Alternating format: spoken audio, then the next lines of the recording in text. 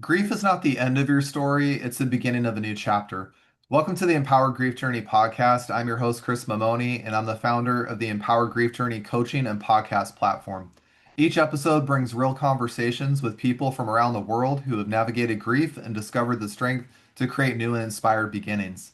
You'll discover how to walk from loss to empowerment through powerful storytelling that will guide you towards a future fulfilled with courage and hope. Today, I have a beautiful guest with us. Her name is Diane Carbo. She's a registered nurse with over 54 years of experience and is the founder of Caregiver Relief and creator of My Vault, Vital Vault, an innovative personal health and life planning system designed to help families stay prepared for both everyday caregiving and life's unexpected emergencies. Diane has a complex grief story that I'm going to let her share with you guys today on today's episode, but I'm really excited for her to be a registered nurse in that side of the field with health and everything like that because she sees a different side of grief than many of us do in our life. And so she's here to share with us her own grief experiences as well as what she's learned over the course of her career. So without further ado, Diane, welcome to the podcast. Thanks, Chris, for having me on. I'm very honored to be able to share my grief experience. I'm going to start back in 1971 when my mom died. In fact, I'm going to go back a year before because I want people to understand there are different types of grief, and grief transforms us. I had at the time, I didn't know, I was young. I was only 17. I was experiencing anticipatory grief. My mom was diagnosed with lung cancer. She had had a gallbladder surgery, and on the chest x-ray prior to her surgery, they found lung cancer. So I spent my senior year skipping out of school, and I was a really good kid, skipping out of school after lunch and going home early to help with cooking, cleaning, laundry. I'm the oldest of four, so I'm already a caregiver and took care of my mom. Um, my dad was a letter carrier, and he did not handle my mom's illness very well. So everything, her care and everything, fell on me. He went out and he worked. I'm an adult child of an alcoholic, but he was also a workaholic, and he would work two and three jobs to support us. So my mom had a thoracotomy, which is an incision in her chest, and it would have gallons of fluid just flow out of it at unexpected times. And I was the one that had to deal with all of it. I felt helpless, hopeless, and angry. Angry at God, angry at my mother. My poor mom, she had a chronic cough after she had her surgery. And I just thought, oh, if only that cough would go away. The other complication to this is my dad never let us say the cancer word. And we weren't allowed to talk about death and dying or illness or how we felt. And the men from that era, the World War II era, they just didn't talk about those things. And it had a terrible effect on me. I suffer not only from complicated grief, and my grief is with me every day. But I want people to know there's grief and there's grieving. Grief Mm. is that emotion, that strong emotion when you realize you've lost the person that you love so much. Grieving is something you do over time and it stays with you. It just changes how you feel and how you act. It also, grief for some people causes a form of PTSD, which I didn't realize. I'm learning this years, decades later. And it helped me to understand what I was going through and why I did. My grief changed the relationships in my life, and it also changed how I approach relationships. Um, for example, I became the mother to my brothers and sisters while I was in nursing school. And, I had to be, they used to feel bad when they'd say that you're a bossy know-it-all sister. It's true. It's true. I was. Well, I everybody wanted me to drop out of nursing school, and I had just started, and my mom was so proud and excited. So I moved home. So while, from nursing school and became like a semi-parent because I'd get up at 5 o'clock in the morning, drive to nursing school. I had to be at the hospital 3 days a week at 7 a.m. So, and then I stayed late at school to do all the paperwork, the care plans and things when you're learning that you have to do. And I come home. So I would always leave a very detailed list of who did what. Bob, you do this, you do that. And I would leave recipes for them and give them step-by-step instructions. So everybody in the family learned to cook. They also, and we also learned how to do laundry as a team. So, but that it did impact my relationships with my siblings because um, I'm estranged from all my siblings because they resent the fact that I was a mother role, and it's hard. But so my mom dies. I want you to know that she beat cancer. She was in the doctor's office, and the oncologist told her, "Louise, you beat cancer," and she was so excited. It was Christmas time. In fact, it's 54 years this month that we lost her on the elevator on the way out, just walking outside of the doctor's office. She gets in the elevator. I was going to nursing school right across the street. It was associated with the hospital. And she threw a pulmonary embolism and ended up in intensive care and died that night.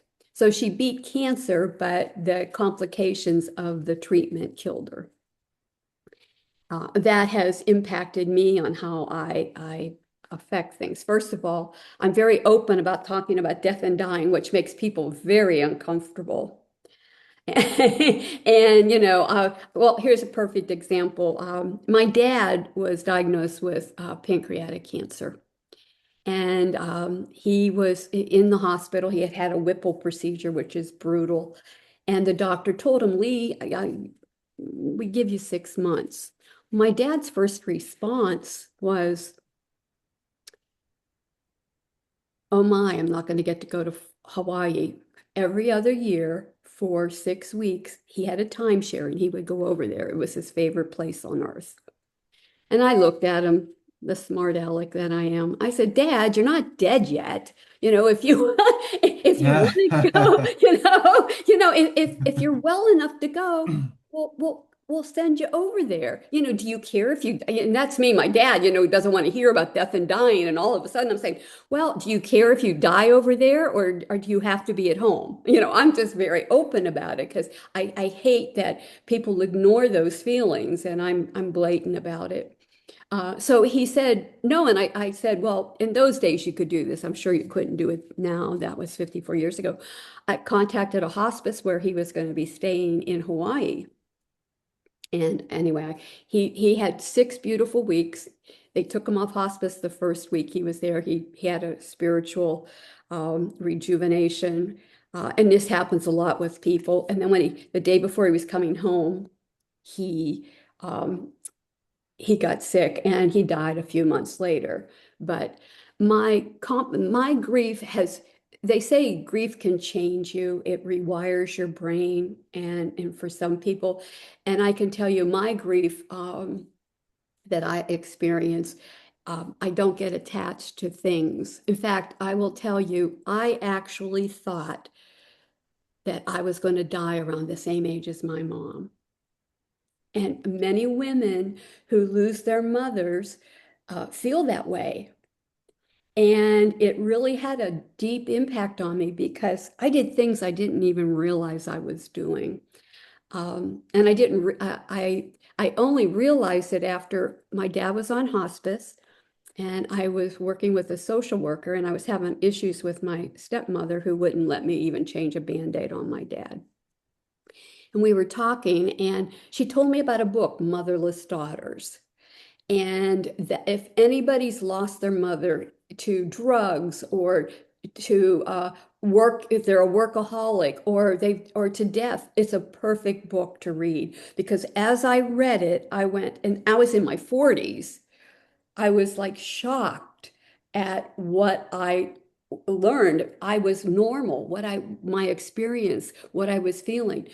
I I did things like weird things like I prepared my sons when I had children. I prepared my sons, always made sure they knew how to cook, clean, do laundry, do things because I wasn't going to be in their life. I didn't say it that way. It wasn't a blatant thing. In fact, I did things like both my sons were, let me say this. Went to nursing school during the Vietnam War, and we had a draft. Mm. And I had two sons. Both were very smart, really intelligent kids. Most parents push their kids through. Oh, my kid's so smart, let me push him through, Not me, because I did silly things that I understand why I did them now. I held them both back a year. So they were probably the oldest kids in the class because I thought if there's a draft, at least I'll have them an extra year. Mm. That's not even rational thinking, but it was my thinking. And it's just people, I've always given away things. It made my first husband crazy because I don't get an attachment to things. I don't, and I can live without a lot of luxury. Not that I don't enjoy the luxury, but I just don't get an attachment to things. And I take loss very hard, any loss very hard. When they talk about complicated grief, I get frustrated with it because when you love someone so hard and so much, I love my mom. I mean, I was 16, 17. I had a good relationship with my mom. There's girls that hate their mom and my mom wasn't that kind of a mom, She was just, we always had all the kids in the neighborhood over to our house. She let me have these huge, crazy parties at the house where I would spend weeks creating a nice decorations for the in the basement. And well, she liked it because I cleaned the floors and I I made it look nice, the basement. But she'd let me have parties and um, she just, in fact, a silly story. I was just thinking about this. I went up we lived in Allegheny County near the Allegheny County Airport in Pittsburgh. And I went up and I was walking up there and I met these guys. They were Civil Air Patrol members, young guys. Their whole troop came down to my house for a party. My mom let us. She didn't care. We weren't drinking, we weren't doing drugs. We were just, having a good time, kissing games and music. So Yeah. I love my mom, but my grief I grieve all the time. In fact, from Thanksgiving to after the holidays, I dread the holidays. I do. I've always dreaded them because my mom made them so special, and I really tried to make them special for my sons as well. But there's always been a sadness in me, and uh, and it's okay. It's okay. I don't feel like I'm not crying all the time. I'm not, it's just that there's times when I say, I wish my mom was here. Even now, 54 years later. And I've So, lived 30 some years plus. I'm 72 right now. And so obviously I didn't die young.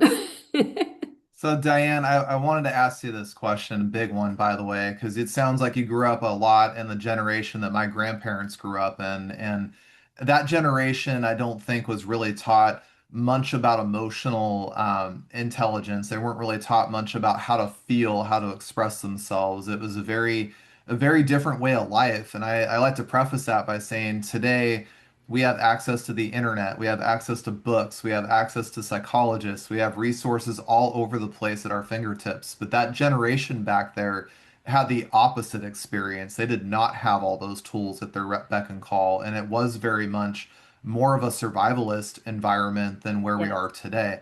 What was it like for you when you lost your moms? It sounds like that support structure there to process grief and understand it really wasn't there, and you had to navigate it by yourself.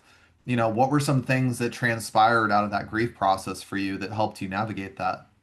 Well, one of the things that surprised me is my mom was like the baby sister of her big Irish family, and I had lots of cousins and aunts and uncles, and we always did things together on weekends. I mean, and we always had family. I think that the first thing that surprised me was I felt abandoned by everybody except my grandma Smith, my dad's mom. Nobody asked, can they help with laundry? Nobody asked, could they bring meals for the kids so that I could go to school? Um, so I've learned my coping mechanism is not to depend on anybody for anything, and that's not that's not help. It did. I think that it really hurt, and it still hurts to this day that nobody reached out to me to see how I was doing and how the kids were doing. And that's something I learned. But I also learned that um, I I I also learned that you have to talk about this stuff because it's like Pandora's box. If you keep stuffing your feelings into and not expressing them, there's going to be one day where one too many emotions goes into that box and it opens up and it's ugly and you never get over it. Um, you just have to spew. So I allow myself when I have these moments of grieving, like the holidays. I know December 17th is the day my mom died, and that's always a hard day for me.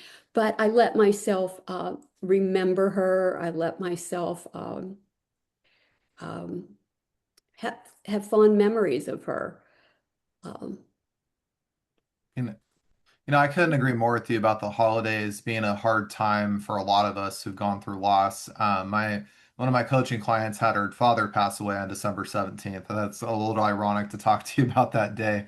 I myself lost a child in September 3 years ago, and so the holidays for me in particular, I have a very hard time with it. And I share a lot of compassion and empathy for you because it's hard for us to see the world go out in normalcy with celebrating and all the fun, festive things, but we're oftentimes reminded about these hard losses we have, like you brought up about losing your mom. And I think it's even more harder when you talked about that fallback to not trust people or not depend on other people. My grandfather had a saying all the time of saying, "Don't be beholden to people." He said that a lot growing up. Um, and in wow. many ways, it's stuck with me in a lot of ways, but I've also, like you brought up, it also isn't very healthy in some regard too much because the reality is that we are human beings that need connection and we do need support. And it's important for us to recognize that I think by not depending on other people, it can become harmful at a certain point, whether that's emotionally or mentally or otherwise. But to allow ourselves to figure out, well, who are those safe people that support us? Who are those people that say, hey, I know this is a really hard time of year for you. Could I hold some space for you to express your grief or express how you're feeling? Not to judge or even communicate, but just to say, I'm here to hold space for you, whatever way I can support you. Exactly. The other thing I learned is express your emotions, and I literally, Chris, got fired from a world-renowned cancer center because I told a young woman that she should consider hospice. Oh, And wow. they don't do that in the cancer centers because it skews their numbers and stuff. So Hmm. yeah, and she did go on hospice the next day, but I got fired for bringing it up. And you know what? It was okay. I did what I felt that I needed to do because everybody was, in the cancer centers, they were ignoring it. You don't talk about death and dying. And that's what I think that's why I acted out in a way because I have been around, my dad, who's, we couldn't talk about my mom death and dying and how it impacted me. And then I ended up working in a cancer center and I'm around people and nobody talks about death and dying. I'm like, how could that not be? But I'm glad you brought that up because my grandfather had terminal cancer. He got a rare one that 4% of people get a year. It's one that they don't even have treatment for. And I remember this one guy in the cancer center when I went with him to the UW Medical Center in Seattle. And this guy they were both drinking this like Kool-Aid looking stuff for radioactive Yes, isotope yes. something. Uh-huh. And the guy looked at my grandfather and said, bottoms up. And I was going, this is really weird here to be in a cancer place. And this guy's just acting like it's happy hour at 5 o'clock. And Yep. so I got to talking to him. I said, hey, just curiosity, what are you here for? And he said, oh, I've got leukemia, such and such thing. And I said, oh, I'm really sorry to hear that. And he goes, I'm not. And I said, what do you mean by that? And he goes, here's the thing, man. I don't have to pay my medical bills because I'm gonna die anyway. And I was going, oh my Lord, this guy is just like, it's just really weird to hear somebody talk about their own mortality with just Yes, total freedom. yes, And yes. this guy told me very simply, he said, I got told I'm gonna die if I go off chemo. If I stop all treatment, I die.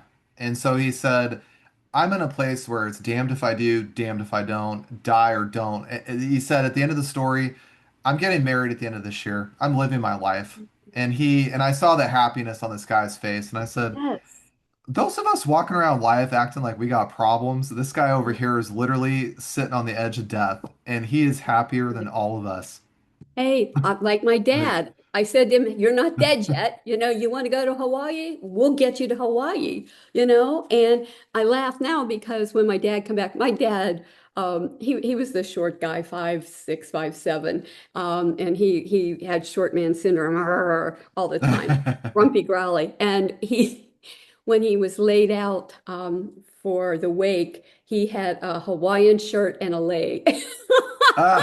Go, Dad. I said, "Oh my God, who are you?" But it was nice that he got to that point. But and we did talk about death and dying with him because I wasn't going to let him get away with what he did to us about my mother.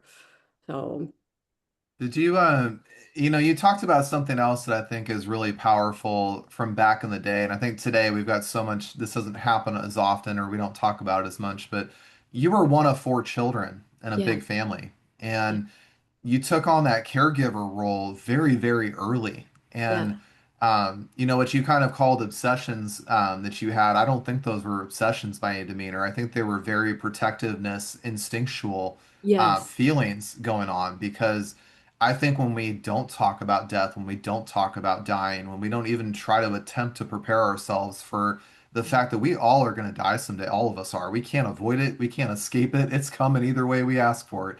yeah, And I think it is very powerful, though, that at a young age, you stepped up in that role in your family. You taught your siblings, I don't know if you had a sister, but your brothers, you yeah. taught them how to. Two younger brothers and a baby sister. My sister and I are 7 years apart, born on the same day. Now that's interesting. Yeah. So they're my But sister was 11 when my mom died. But I just think that's a lot to take on at that age in your life to prepare your family in that way. And everything you said, by the way, makes total sense to me. Thinking back in that time frame of who's going to cook, who's going to clean, who's going to take care of these things, how are we going to figure out what to do when mom's not here anymore? To know that your dad never wanted to have those conversations and then really be left for you guys to just figure it out as it comes, but you have that prepared mindset of saying this is going to happen and I am going to have to face this. And what can I do proactively to work through this grief? And not only that, but prepare my family and teach them how to work through this. That's a lot that had to have been a lot of pressure on you at being at that 17, 20-year-old stage. Well, it was, and I will tell you, my dad got married a year and a half after my mom died, and the stepmother didn't want us talking about our mother. So it was like, she didn't exist, and there was a whole bunch of issues. So my heart was broken in so many different ways. I actually feel like I lost my father the same time when I lost my mom. And that's back to that complicated grief you're bringing up, and I can see why that, I got a complicated story of my own for another episode, but when we talk about complicated grief, a lot of people don't realize that there's a lot of complexity going on when we lose a parent. There's a lot that goes on there, and it's not always just associated with one parent. Like you brought up, your dad remarried, it sounded like your dad was an alcoholic of some kind too. So it sounds like there But was a it was lot of different functional. Hmm. there's a lot of dynamics going on in that moment in that short year and a half span that you were having to overcome. And not just overcome it, but learn how do I work through this. And I can't imagine what that was like, by the way, to have a parent remarry and have a step parent say, "Don't talk about my mom." It was challenging. Yeah. That And couldn't have felt. in my dad's defense, he was in World War II. I'm sure he had PTSD. He was in the Navy, he was in the Philippines. They saw a lot of battle. But, it's just, and I will tell you, I told you I held my kids back from going to my son's back from going so they wouldn't get drafted. Well, I lived my biggest fear because both boys, as brilliant and intelligent as they were, decided to join the service. Oh my God. Now, what was that like in that moment? Oh, I couldn't believe it. My son Jeff became a Korean linguist. Um, he was very smart. Casey, who is now a nurse anesthetist, went in to be a scout. He just wanted to be GI Joe. And they were both in it right before the towers went down. So I was living my worst fears. And my oldest son, when we talk about men not talking about things, we have 22 vets a day that commit suicide. And it's because the message they're given, I know because my son is one of them, Jeff. Um, they are given a message, you should have come home in a body bag. They are discounted, treated badly, and that's a story for another day too. But the way I approach things has always come back to my mom and what I went through with her. And I don't know if you had this issue, Chris, but I have a lot of people just they avoid you after a death for so long. I don't know if they don't know. And it's happened with my mom and my son. People will avoid you, like they're afraid to talk to you, like, hey, how are you doing? What's going on? I've actually had people say, it's 54 years, Diane, or for my son, it's 14 years. You should be over it. No, no, that's not. I had that same thing happen after I lost my child. I got told, Yeah, "Oh, well, at least we know you make beautiful babies. Oh, well, you'll have another one." And I shake my head at people that make comments like that. I used to get very angry inside. And what I do share now on the podcast, having worked through this, and I tell people, work at your own pace. This isn't going to happen overnight. yeah, Um, I got to a place to understand that people can only resonate with you to the level of experiences they have in life. And when you can 100%. and when you Yeah, can recognize that, while those comments are very hurtful, very insensitive, especially with you, Diane, saying, "Oh, it's been 54 years. You only have one mom, one. You yes, don't get a yeah, do-over. I yeah, only got one child. I don't get a do-over. Another child doesn't replace the one I lost." yes. Um, And when we realize that people, we're not supposed to lose our children. yes, that's the other half, and you Yes, can attest to that as losing a son, that we're yes, supposed to go before our children, not the other way around. And exactly. so we're living life in reverse out of the order it's supposed to be in. And that's what makes it especially hard for people like you and I that lose a child. I've also told people that grief makes people uncomfortable because in some ways they've gone through an experience they don't talk about, they haven't acknowledged or given themselves permission to explore. And the reason they get uncomfortable, like what you brought up, is that you're forcing them to acknowledge their own circumstance by you being open to it. And so it's not a bad thing that you feel your grief. It's not a bad thing you're No, sharing your story. It's not a bad thing at all. It's a good thing. If they do push away and pull away, you're actually making them look at themselves introspectively. And it's not by force or pressure, but you're just being open enough and vulnerable enough. And you're actually being an example of what we should be doing in the grief process. So I commend you, by the way, for thank not you. getting over it. And by the way, you don't have to. That's the funny part. You don't have to. You know what? At 72, I know that, and I accept that. I did a podcast with a gentleman last year, and he's a psychologist, and he said, instead of asking people that are grieving how they're doing because they don't know, he says, just say to them, how's your grief? And that was to me that was so powerful, Chris, because because he even said to me, I was taken, I'm in your seat, okay, I'm the host and I'm talking to him, and he says, so Diane, how is your grief? it took me back because, all of a sudden I could say, well, you know what? It's good some days and some days it's bad. But if you ask me how I'm doing, I could start crying because, I miss my mom or, something happened to remind me of Jeff, whatever. But when you say, how's your grief? It totally, first of all, people acknowledge that you're having issues. And I've tried it a couple times now, and it's very interesting because I'm at the age where we're getting widows in our lives or widowers, and we're losing our friends. So now I do. I say, so how's your grief today? And it really makes a difference. It opens up a conversation that you normally wouldn't have. But I'm not afraid of that conversation, and many people are. Well, I think, being a registered nurse for 54 years, I'm very confident when I say this. You've seen a side of life most of us don't see. And you've had an array of experiences that we're just never going to really acknowledge on our own side, having been outside the medical industry.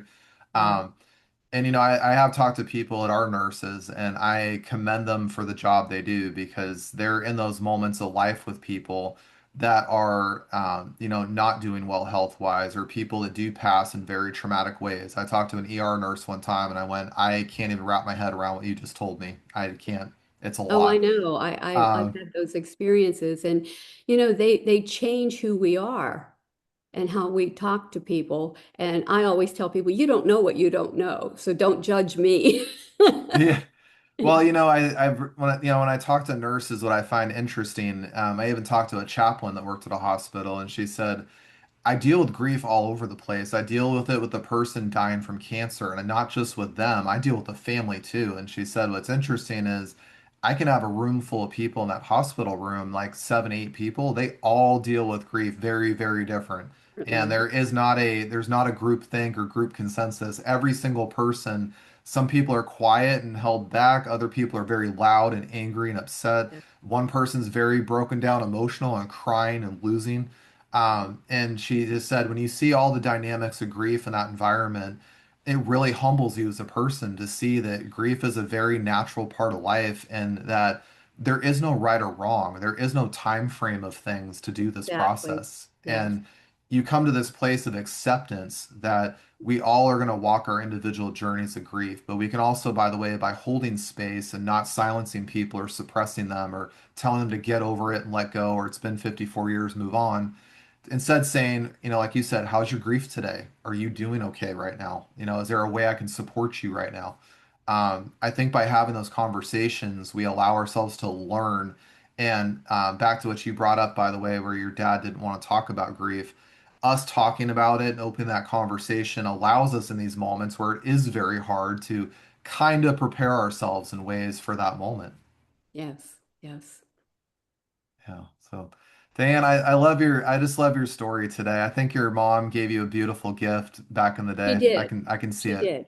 And I miss her every day.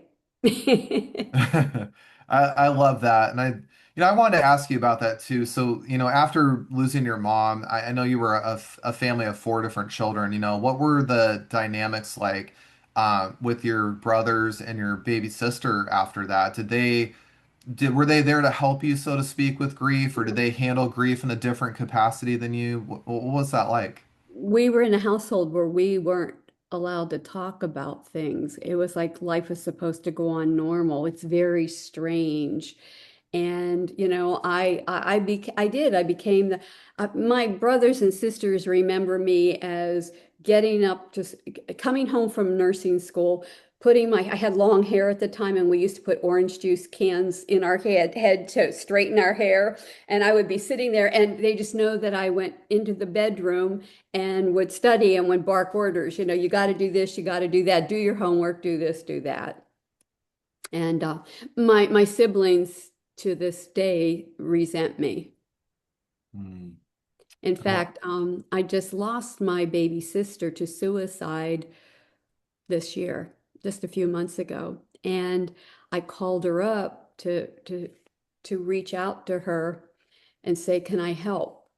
And she told me she didn't want me in her life, didn't want me talking to her daughter, didn't want.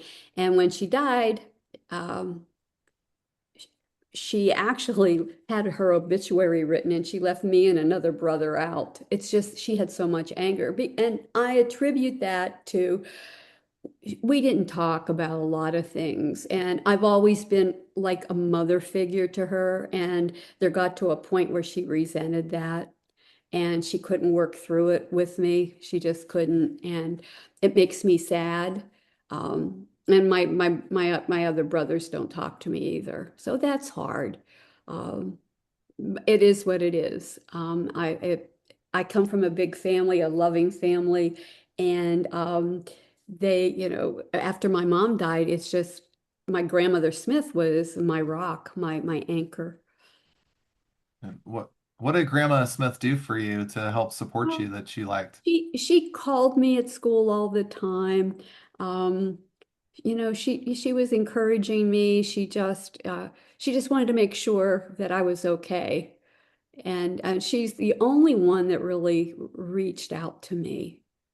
I know people thought, oh, she's busy. We didn't have mobile phones and stuff then. In fact, to get me in nursing school, I had to be in my room. If I was in nursing school, I had to be in the hallway to hear my name being called over the overhead to say there's a phone call on line, whatever.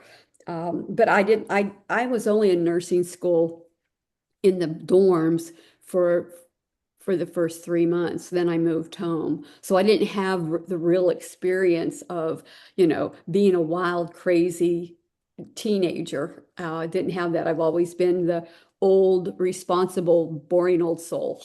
Well, I think, it's interesting you brought up the anger dynamics, with your siblings. And I think that I've tried to tell people that anger is not the big negative thing society makes it out to be. And I think that really it misses the point of what's actually driving that. And I think Yes. that, Yeah. bringing up the situation you guys were put in, I do think that there wasn't a lot of space for emotions to be held. There wasn't a lot of space Exactly. to process and take things, discuss things. And I think that's where, when I see a lot of anger from people going through grief or trauma or loss, what I actually really see is a cry for help. That's what I see. And I see Yes. a person that wants to be seen and heard and understood and even validated. And Yes.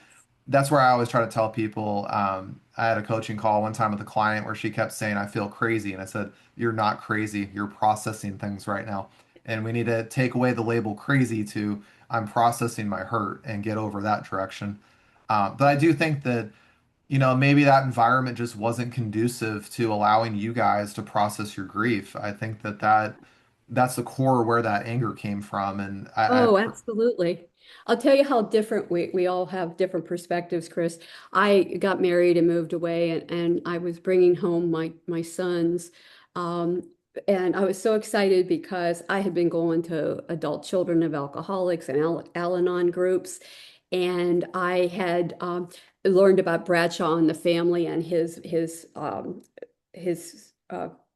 readings and courses. So I bought everybody in my family because I'm saying my dad's a functional alcoholic, but he's still an alcoholic, and we're adult children of alcoholic. And not one of my siblings thought my dad was an alcoholic. really, Now they all did wow. drugs. I'm the one that didn't do drugs because I was the nurse that was going to get tested. And but I don't drink because 1 in 4 children of adult alcoholics or druggies don't get that interest. Now I have a lot of isms. I overeat. I'm a workaholic. I mean things like that. But I don't have I don't do drugs, or I didn't do drugs, and I'm not a drinker. But they couldn't relate. My sibling said, "You're crazy." I think you just chose a different grief path, honestly. I think Yeah. you chose a different path, and that's okay. Nothing wrong with that. Yeah. But that's what I try to tell people about grief is that grief takes us on this journey that is very unknown, very uncertain. We're dealing with a lot of emotions, a lot of repressed feelings. We're dealing with the loss of our life that we used to have. We're also re-identifying ourselves in certain ways. And There's people out there. I've seen it. I've talked to many people that got into drinking and drugs, and not because they wanted to or they were a problem like everybody sees it as. I Yes, saw a hurt person looking to get rid of pain. That's what I saw. And 100%. Yes, and yes. I wish we could get that view in society shifted that way because I think that if we were to see this as a hurt person crying for help, as I've said, Hmm. somebody that's looking for an outlet, give them a safe one. Show Yeah, them that they don't have to resort to these other things to resolve that problem, but they yeah, can find support. They can find someone that's willing to listen and walk beside them. I think we can really, that's why I have this podcast. I'm trying to show people that there is no one way to grieve. There's no right or wrong way to do it. There's not Chris's way or Diane's way. It may not work for you, but right. there may be something inside those stories, one or two things that can help you navigate your own journey and figure out what that path forward is for you. Yes, Um, and I get excited to watch people find that. yes. Me too. Me too. Oh, Yeah. Well, Diane, I just want to say it's been a real pleasure to get to talk to you today. I know we had to put this off a couple times to schedule things, but I'm really glad we got to have this conversation. And I just want to say, I do think your mother gave you a beautiful gift in life, a gift I can see of kindness and empathy and helping other people. And I think that your 54 career year in nursing really demonstrated that. Thank you. I think my mom gave me a good gift too. Yeah. Yeah. Well, I wanted to ask you if people from this podcast are listening and they want to reach out and connect with you, do you have any websites or social media that they could connect Yes. with you on? I have a website, caregiverrelief.com, and I support aging seniors and to age in place. And I also help the family caregivers navigate um, the medical delivery system. And with that is the myvitalvault.net, which is a system of life organization for those with chronic illness, disabilities, and aging seniors. For those of you guys listening today, when you get done listening to the podcast, I will have the links to Diane's websites available in the show notes. So if you guys want to reach out and connect with her, certainly do so. I'll make that easy for you guys. Diane, I just want to say thank you again for being a guest on today's show. Well, thank you, Chris, and maybe I'll get you on my show. That Have a would be good day. fun.